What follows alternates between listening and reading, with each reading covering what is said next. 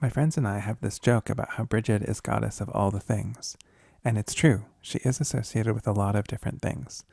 Blacksmithing, poetry, inspiration, midwifery, healing, wisdom, fire, holy wells, dairy products, dairy farmers, honey, printing presses, early spring, serpents, swans, cows, sheep, and lambs, corn dolls, blackberries, brewing beer, babies, children whose parents aren't married, children with abusive fathers, Ireland, nuns, sailors, tools, fugitives, keening, and a particular kind of cross.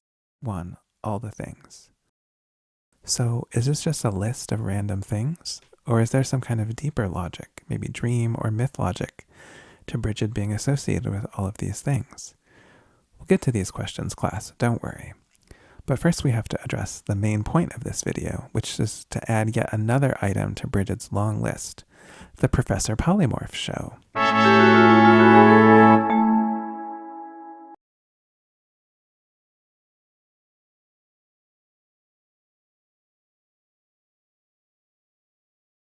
Hello, my name is Professor Polymorph, and I'm here to take you on a journey to a world of pure imagination.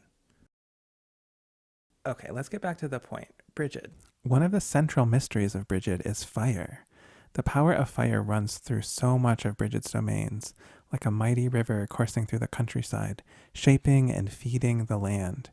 Hers is the fire of poetic inspiration, the fire of the forge blazing fierce and hot enough to melt iron, and hers is the fire of healing, the fire that boils the water for sanitation, for herbal teas, for the midwife's hot compress, and hers is the fire of the hearth that warms the home and nourishes the people. So yes, fire is key to Brigid, but so is water. All throughout Ireland, the land where Brigid comes from, there are holy wells dedicated to her. Well, dedicated to Saint Brigid, who is basically the goddess Brigid just wearing a bit of Christian drag. You know, like a singing, semi-feral redhead dressed up as a nun, even though she's super obviously a witch. But we'll come back to all that. Okay, honestly, at this point, I should probably zoom out and share some basic information about Brigid so that we're all on the same page. Brigid is a Celtic goddess, part of the pantheon of deities worshipped in Ireland before Christianity.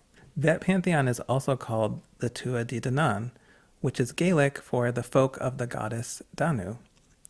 Basically, Brigid was part of a big, sprawling family of gods, and what could be more Irish than that? More immediately, Brigid was the daughter of the Dagda, the good god, chief of the Gaelic gods, and, well, there's different stories about who her mother was.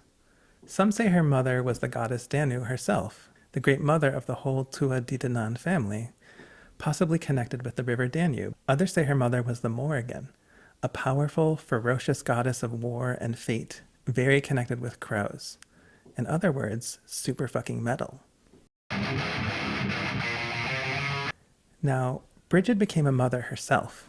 She married Bress, one of the kings of the Tuatha Dé Danann, and together they had a son, Ruanan. Ruanan grew up and became a warrior and a shape-shifting spy. What else is a god prince gonna do? And well, here's a bit of a story. At one battle, Brigid was present and watching as two branches of her family fought one another in bloody clashes. Who knows what she was thinking as the swords clashed and the arrows flew and the men attempted to murder each other?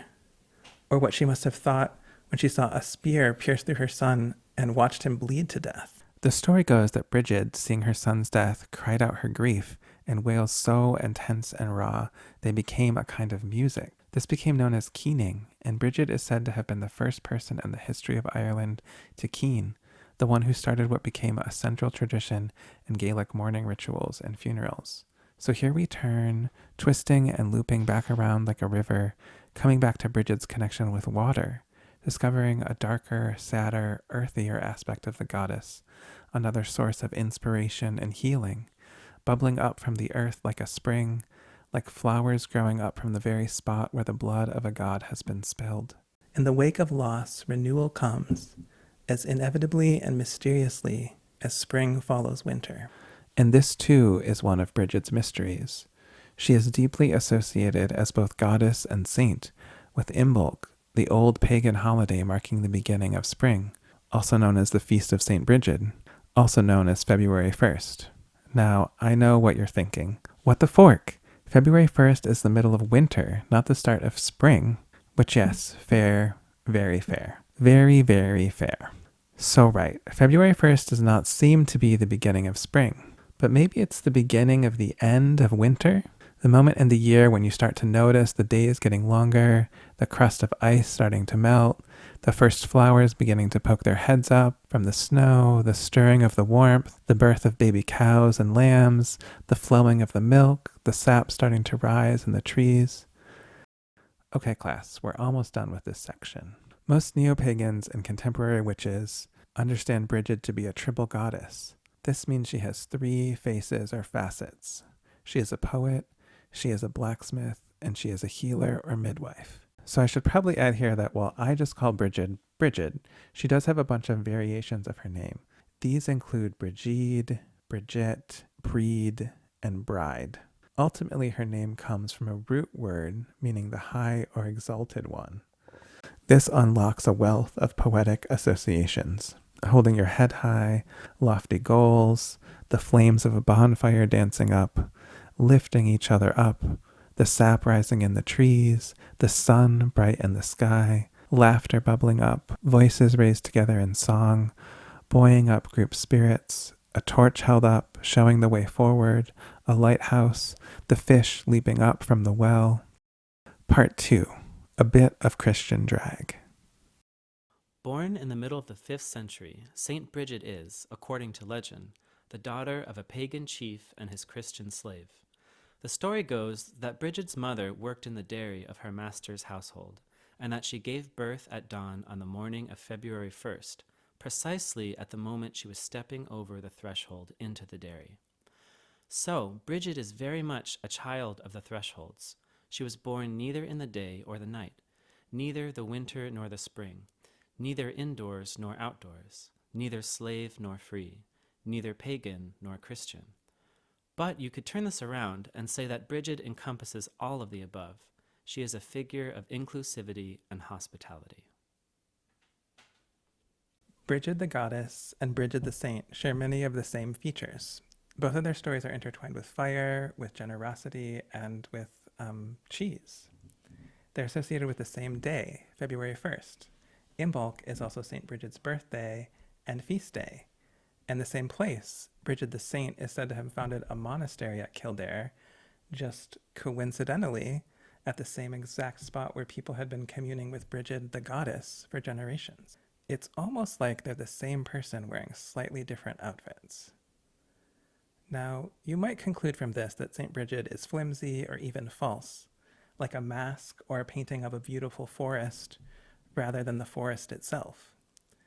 But I think this is the wrong approach.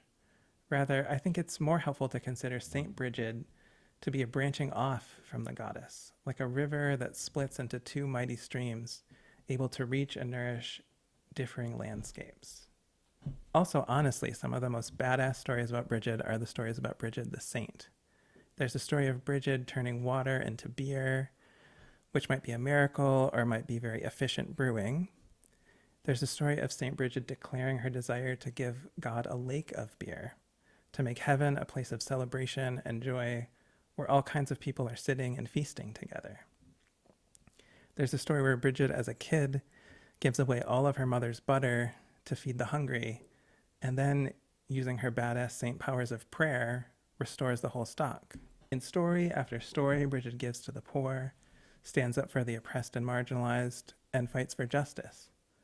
Hell, she even gives a young woman a miraculous abortion. So even when she's wearing Christian drag, Brigid's power and fire and radical fight for justice shine through, bright and strong as a lantern in a storm. Now, to fill out her badass cred, St. Brigid does have a bit of an edge to her as well. In one story, 2 lepers come to her for healing. And then Brigid ordered one of them to wash the other, which he did, and the man was healed.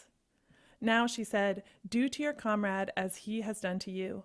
Wash him with water, that he may be made clean of his leprosy. "O veiled woman," he answered, "why should I, that am clean now in body and limb, touch this filthy leper of the blue-gray skin? Ask me not to do this thing." Then Bridget took water and washed the leper herself. Immediately, the other who had been healed cried out, "A fire is raging under my skin," and the disease came again on him worse than ever. The moral of this story is, don't piss off Brigid. Also, don't be a raging hypocrite. Also, learn the basic rules of reciprocity and gift giving. In multiple stories, Brigid refuses to get married. And one, she goes so far as to magically explode the eyes of a man, telling her she has to get married. Now, is it just me, or does that sound a little queer? Further evidence for the Brigid is queer hypothesis is that she is often depicted in medieval art holding the kind of staff that male abbots wielded to represent their governing authority. For even more evidence, let's turn to this article written by Jessica Mason. As a nun and saint, Bridget also became, much later, a hidden icon for the gay community. The story goes that Bridget of Kildare shared her life with another nun named Darludac, who was essentially her soulmate. It was a very Xena and Gabrielle situation. They slept in the same bed, they lived and worked together, and one time Bridget caught Darludac looking at a male warrior and made her walk with hot coals in her shoes as penance. Obviously, we can't impose modern ideas of sexuality on a saint who may or may not have been a real person, but heralds, they're lesbians. Speaking of imposing modern ideas on ancient history, I want to share a meta-story of my own creation, a reflection on the transition from goddess to saint. Imagine that you've been in a close relationship with a group of people, a deep, profound, long-lasting, and mutually beneficial kind of relationship. You and your whole family, deeply intertwined with the people and the land in which they live. For years and years, you've laughed together, wept together, sang together, feasted together, celebrated holy days together, witnessed births and marriages and deaths, met each other's children and grandchildren. You've lived together like this for longer than you can remember. Then a group of men, of course it's men, come from far away and tell your people that you don't exist. Or worse, that you are wicked, vile, not to be trusted. These men tell your people that they must denounce you and your family, must give up all the songs and traditions and inside jokes and gifts you've shared, and braid themselves instead with someone else, someone the men have just introduced your people to. Absurd and awful as this is, the worst is yet to come, because your people are convinced by these men. Your people believe what these men have told them, and person by person, family by family, village by village, they begin to cut ties with you, with your family, and join this new society instead. How would you feel if this were you and your family? How would you respond? What would you do? If I were in Brigid's shoes, I would have become extremely mopey, because I'm secretly a goth drama queen. But that's not what Brigid did. She probably keened, giving voice to the pain and the grief, letting the loss move through her, the gaping wound becoming a song. And then she made a choice so radical, so powerful, that we are still feeling the reverberations today. She decided she would go with her people. She herself would convert. She would join the religion that slandered her and her family, that accused her of being a fiction or a demon. She would become a saint. A sacred fire burned in Kildare, reaching back into pre-Christian times. Scholars suggest that priestesses used to gather on the hill of Kildare to tend their ritual fires while invoking a goddess named Brigid to protect their herds and to provide a fruitful harvest. When Saint Brigid built her monastery and church in Kildare, she continued the custom of keeping the fire alight. It survived possibly up to the suppression of the monasteries in the 16th century. The sacred flame was relit in 1993 in the market square of Kildare by Mary Teresa Cullen, the then leader of the Brigandine Sisters. at the opening of a Justice and Peace Conference. The conference, entitled Brigid, Prophetess, Earthwoman, Peacemaker, was organized by AFRI, Action from Ireland, a justice, peace, and human rights organization, to celebrate the 10th anniversary of its St. Brigid's Peace Cross project. Since then, the Brigidine sisters in Kildare have tended the flame in their centre, Solas Bride. Part 3. 3 faces, 3 religions, 3 items in this list. One time I was at a ritual honoring Brigid, and the person invoking her said, "Brigid is a goddess so big that she couldn't fit inside one religion."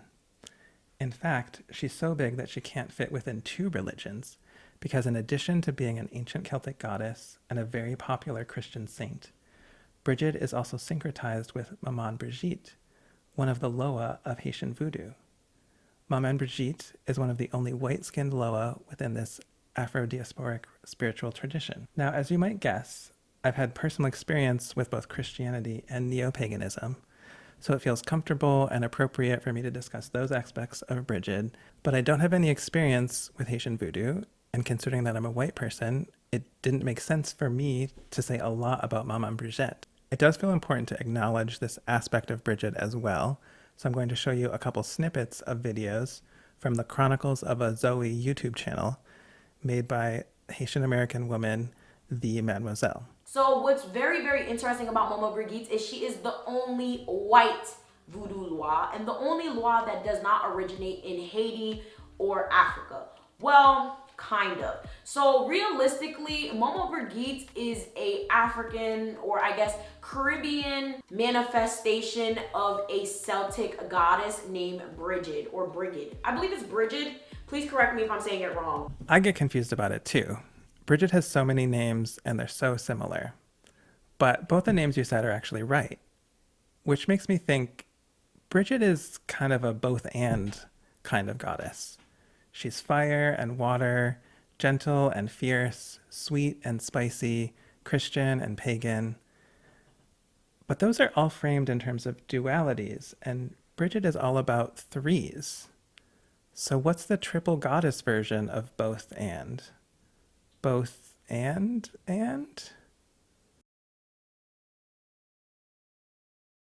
Enough of that. Let's get back to learning about Mama Brigitte. So Mama Brigitte, if you guys are not aware, is actually married to Baron Samedi. I did do a video on him. You guys are free to check that out. I will link it down below. And together they basically rule the underworld. And they govern the living and the dead. They are known as the Lord and Lady of Death and Sexuality. And of course, if you guys are guessing, she is part of the Gede family, if you guys did not already realize that. Now, the Gede family is a very interesting bunch. They are said to be the life of the party. Reminds me of Saint Brigid and her plan to turn heaven into a kegger. She is a really good, well-known healer in terms of the Loa family. But listen, she don't play no games, okay? She drinks hot peppers in her rum. And her concoction is said to be so potent, so spicy, and so unbearable that not any human can taste it. The whole video is pretty cool and interesting. You should check out the rest and also the Mademoiselle's whole channel. Here's the links. Part 4, Following Brigid's Lead, aka why I'm starting this YouTube channel. Okay, so now it's time to get a bit more personal, but not too personal. This is YouTube, not some kind of public confessional booth. And I still do have lesbicious and lesbinical feelings. Also, woo-woo alert, in addition to being a professor and a shape-shifting polymorph, I'm also a witch. Maybe someday I'll make another video doing a deep dive into what it means to be a witch, but the quick and dirty version is that for me, being a witch means engaging in spirituality in an earth-based way, in an ecstatic, improvisational, poetic way, and talking directly with spirits and deities and ancestors. I've been working with Brigid in this way for something like 15 years. As I hope shines through this video, I have a deep affection and love for her. I know her to be part of my spirit family. And just like you might learn from a cousin or an aunt or an uncle or a parent, I have learned and am learning a lot from Brigid. Okay, yes, I endorse that message, but I personally am non-binary.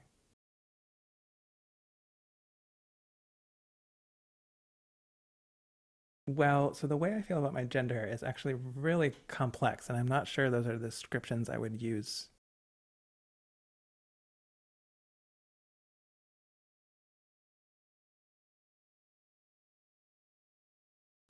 Okay, now this is just getting depressing.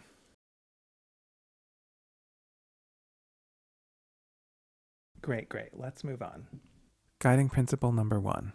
Go where the people are. So why am I trying to bring radically queer, earth-rooted, witchy magic to YouTube, this very disembodied, disenchanted, dystopian cyberspace hell realm owned by an evil corporation? Well, honey, because that's where you are. And lots of other people who might not otherwise hear about Brigid, about ecstatic witchcraft, about the kind of relational magic all our ancestors danced and sang once upon a time. Brigid goes where the people are gathered, where there are those with hunger and need. And why do we come to YouTube if we're not hungry for stories, for poetry, for connection, for all those facets of the sacred that Brigid embodies? Guiding principle number 2, bring beauty and inspiration. If I'm here to help feed the people, I need to make sure that what I'm offering is actually nourishing. I don't know if you've noticed, but the vibes here aren't always great.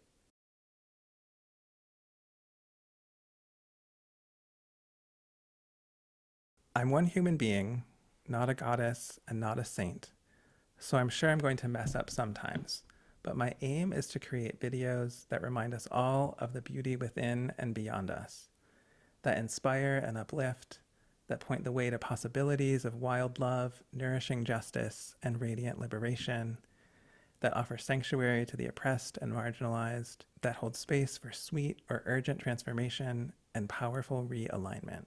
Also, just a quick note that beautiful won't always mean nice or easy. Brigid is a warrior goddess after all.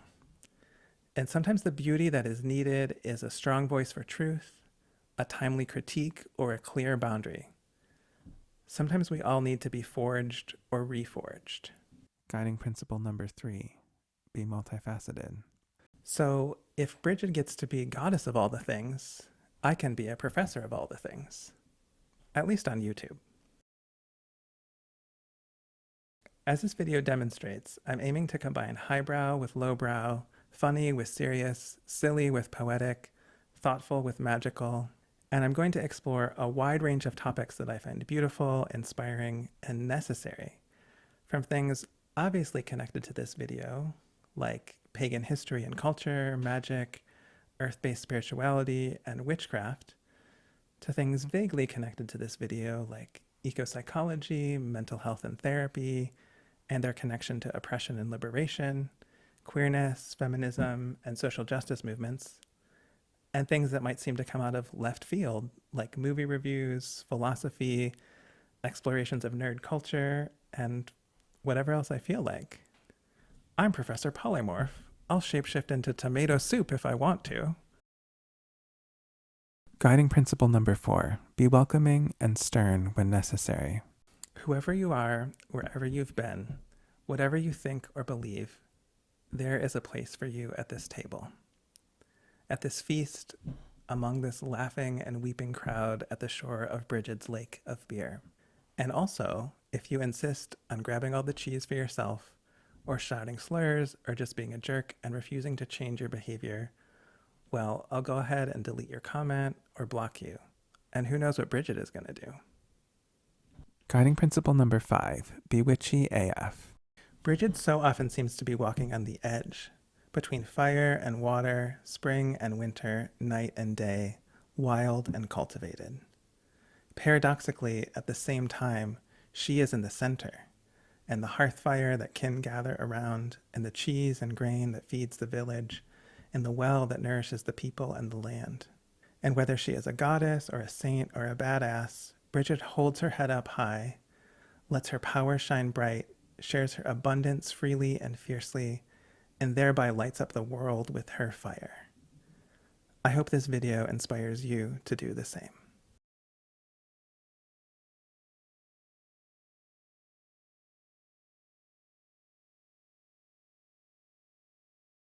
So I feel like I should sing a Brigid song now, Yeah, go for it. but I feel shy and nervous. Yeah. That's okay. You can do it. Will you just come do it with me? Like on the video? Like on the video. Okay.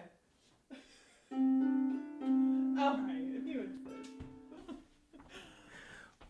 We will never, ever lose our way to the well of our liberty and the power of her living flame.